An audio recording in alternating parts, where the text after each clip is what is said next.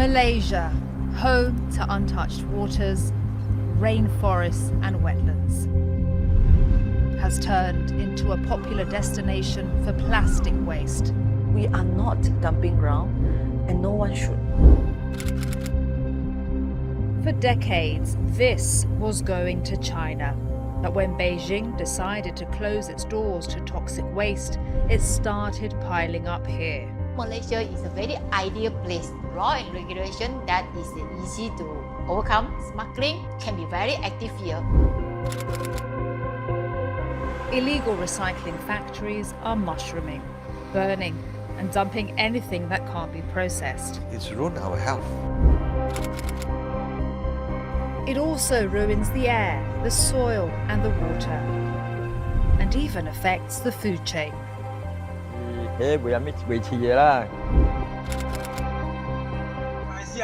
Some people are fighting back. Those Chinese mafia is trying to threaten us.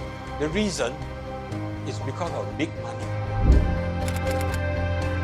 And their fight goes way beyond their country's borders. It's a global broken system. We cannot rely on one or two countries to solve it alone. A system that sees developed countries sending their garbage overseas without regulation or accountability.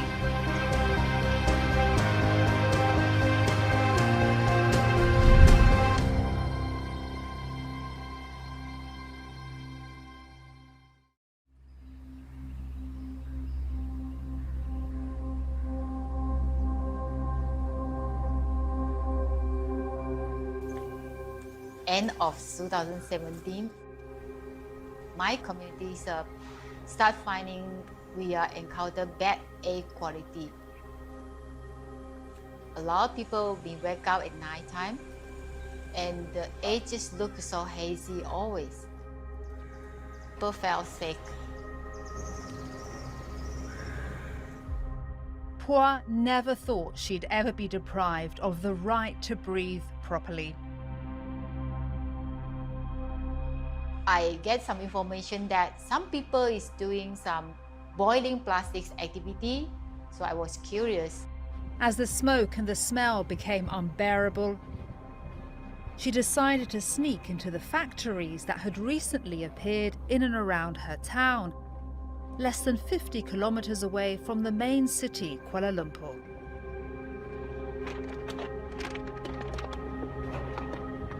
First of all I saw a lot of plastic in the jumbo bag in the factory.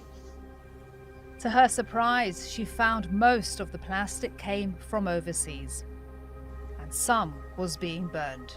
I found that the chimney come out some fumes which the smell just terrible, and I know that this is so-called melting plastic. It's one of the very important process to recycle plastics, and this smell I can feel this is make me feel uncomfortable immediately. I'm a chemical engineer, so this smell actually is, is quite, familiar to me. As her neighborhood transformed into a giant garbage dump, she decided to gather evidence against these factories. I started to send a report to the authority, and gradually after 1 month we found another 5, another 7, so 3 months later it's total up to 17 already, and then another 2 months later it's up to more than 30. During the process we sent about 100 letters to the concerned parties to call for help. Despite intimidation and even death threats, 2 guys sprayed red paint to my house. We received some warning saying that, oh, you must be careful, you must think about your family, you are cutting people's business. She took her fight to social media.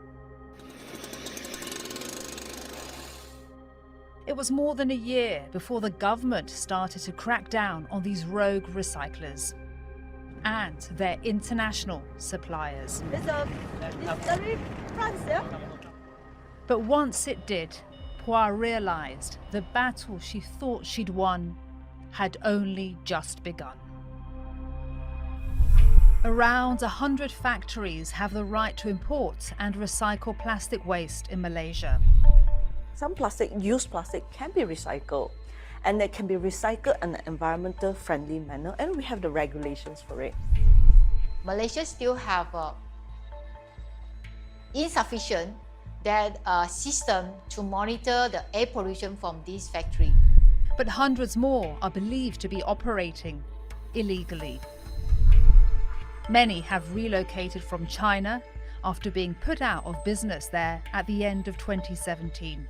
After melting down used plastic into pellets, they get rid of the waste they can't process in any way they can. A lucrative business worth billions of dollars, but one that's neither clean nor transparent. Malaysian government also admitted that smuggling and corruptions might happen.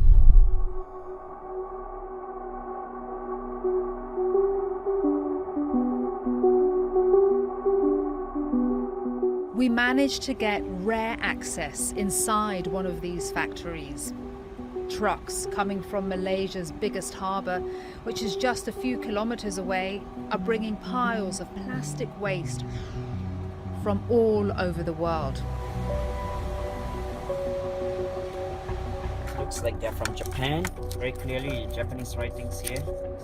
Tons of plastic waiting to be shredded. There was only limited activity as we drove through this facility in broad daylight.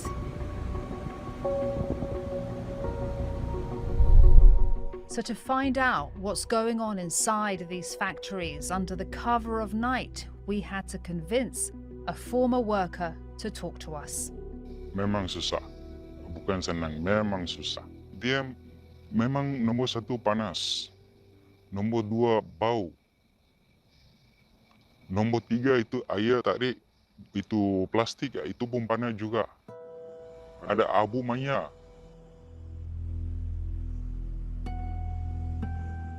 Dia punya bau lain macam, rasa macam mabu-mabu macam tu tau gak. Dalam masuk pun lepas 1-2 hari tak ada kerja, macam angin keluar pun rasa macam itu plastik punya bau lagi tau gak. Macam tu. Unbearable heat, toxic smell, and no safety measures. Baju pakai biasa punya lah, kita punya lah. Sarung tangan kadang-kadang pakai, kadang-kadang tak pakai macam tu. Kadang-kadang dia bagi, kadang-kadang tak bagi. Itu saja. Bos tak ada bagi, memang tak ada bagi. Kita pakai slipper saja. He and all the other workers there were illegal, which made it impossible for them to complain. Kita pun manusia juga, bukan binatang. Kita mau cari makan, bukan mau jadi kaya. Orang ada kesihatan, ada jaga orang. Tak mau buat macam ini punya production lah. Itu saja.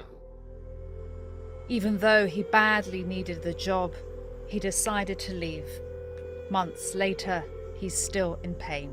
Sampai sekarang pun mau jalan pun macam penat-penat, selalu kena demam, jalan rasa pun letih.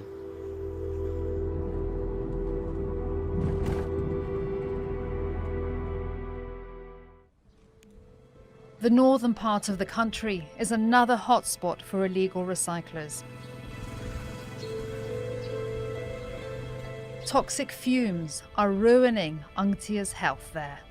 我的查某囝是真正健康的囡仔咯，细汉到大汉伊无问题，了是2019年 start 起咯，3月一开始伊会鼻孔敏感，然后流鼻甲嗽咯，了到4月就烧了发烧。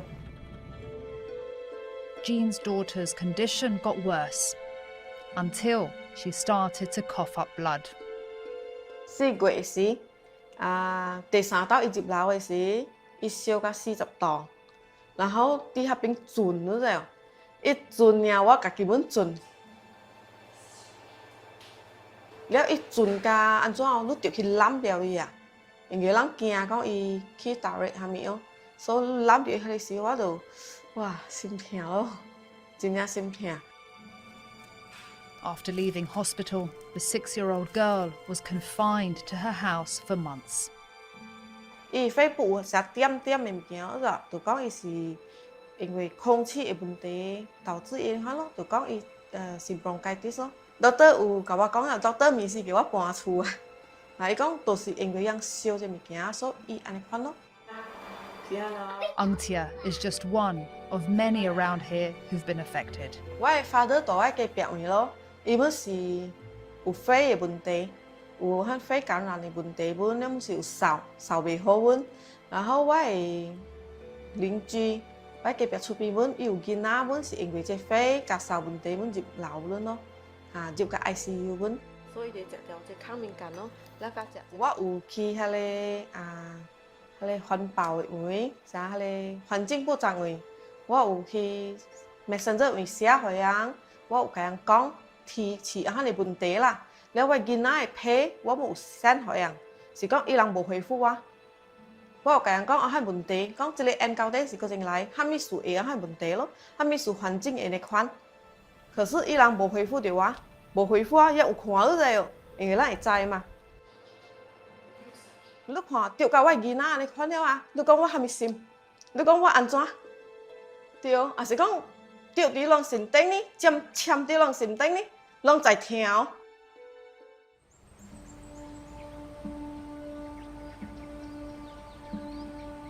2 years ago, before all these things started, we will wake up at 5, go cycling for an hour or so near the paddy fields, and then go to work. It's like heaven. But it so happened that where we cycle was near the recycling.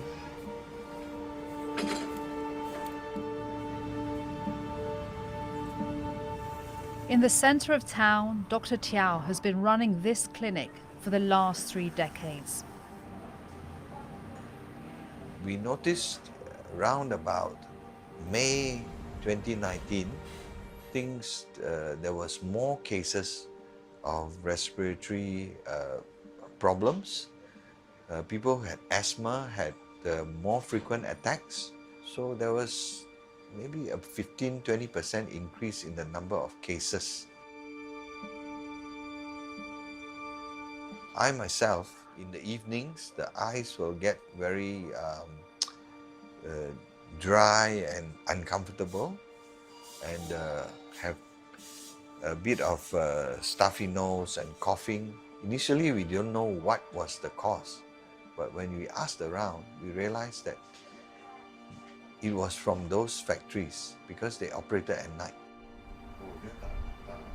With his team, he created a device to measure air pollution and monitor its impact on people's health. And they found out that when the index was going up, the number of heart attacks and strokes were increasing. We also realized that the burning of plastic will release volatile organic compounds, which constant exposure will bring out cancer of various kinds. Long-term health damage and long-term damage to the environment. And that's Tan's main concern. This dumping site is already operate here more than 2 years.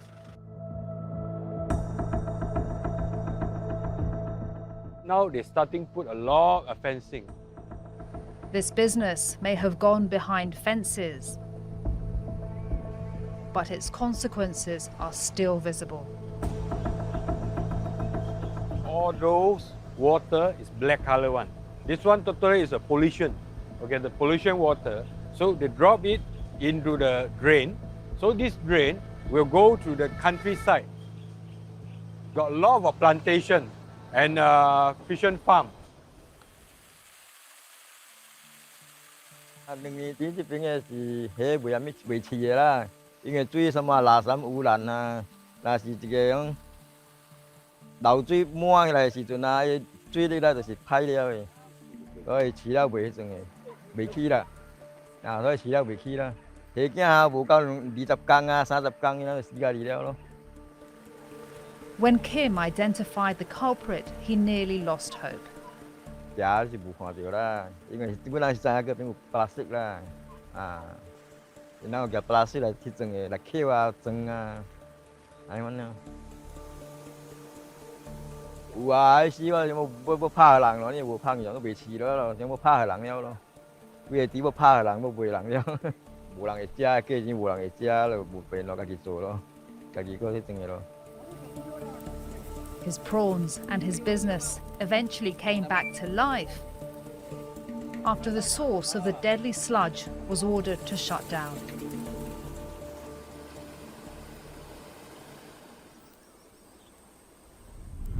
The fears and findings of doctors and residents have been confirmed by Greenpeace's latest report on plastic recycling in Malaysia.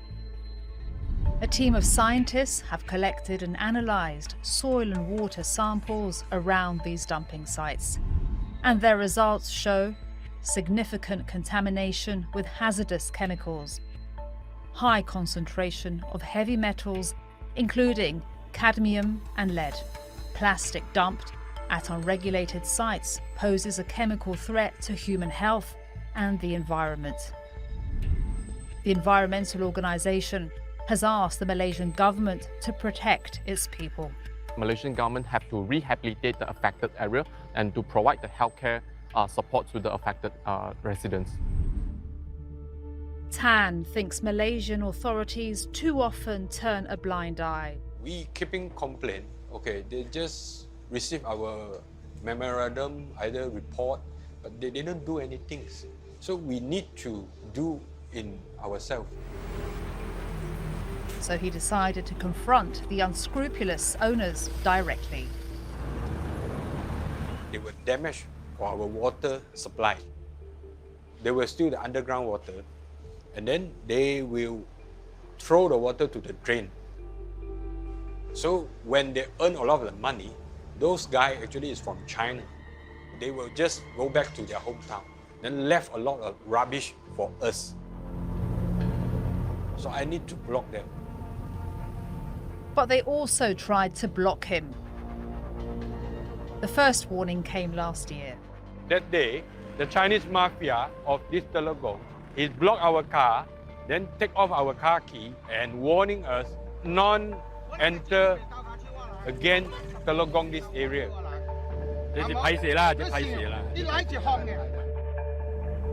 But that didn't stop him. As Tan was showing us around, the second warning came. A heated confrontation after two guys cornered our car. A confrontation they didn't know we were filming. And that they obviously didn't want on record.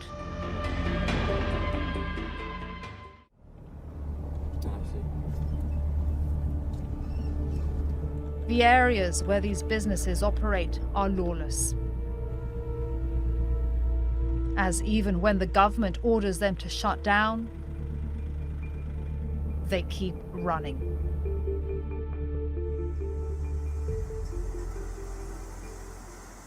Is it possible to have the clip?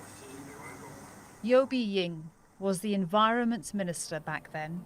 She tried to get rid of these factories for months. Whenever we close them, we actually cut their electricity, cut their water and all sorts, and take their workers.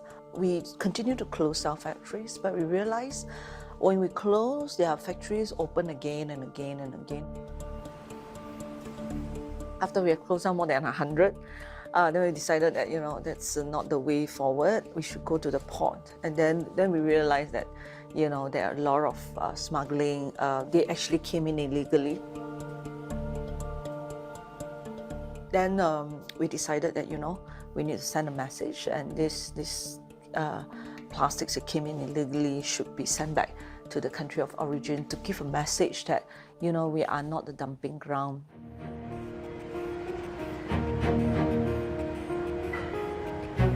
So today, the entry point is the exit point.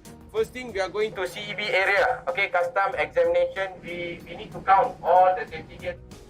The minister is returning containers filled with dirty plastic to their countries of origin.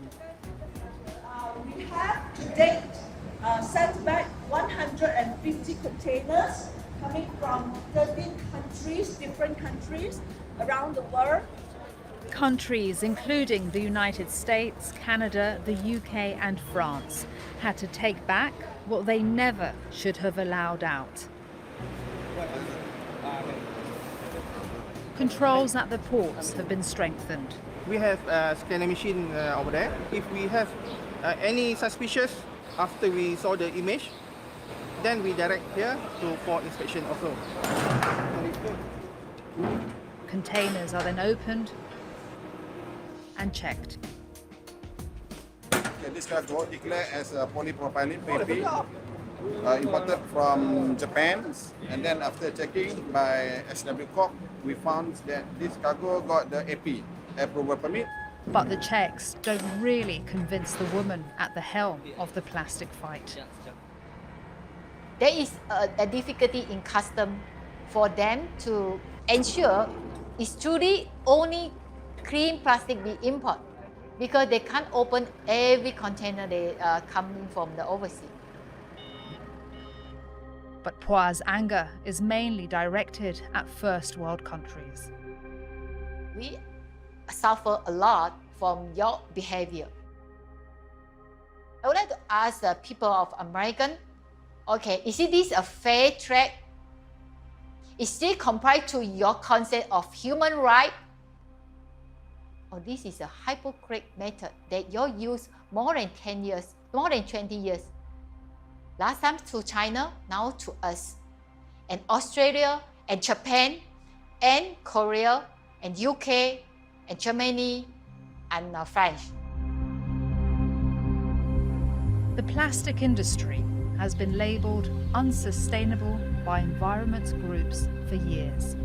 Recycling alone cannot fix our global plastic pollution fast enough. Our solution should be like reductions. But with single-use plastic on the rise again since the coronavirus pandemic broke out, there's no reduction in sight.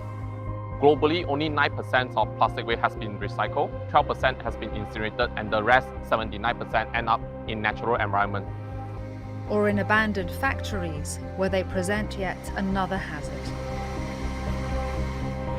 Being set on fire.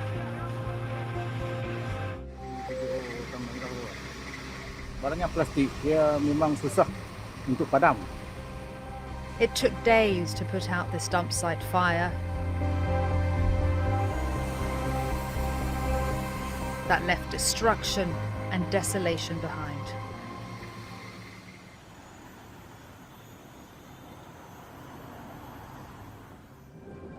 Go ahead. Okay, go ahead. At the heart of the plastic crisis, Phua has discovered another, even more dangerous enemy: electronic waste. E-waste are going to be another big problem to our country because it creates not only plastic waste but also the heavy metals recycling problem.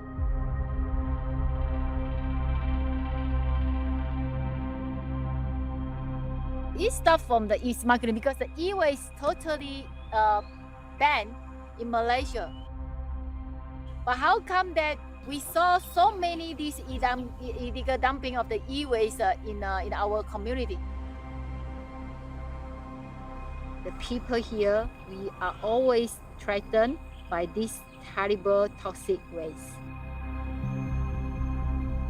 Another threat and another battle ahead. A battle against harmful waste that should have never ended up here.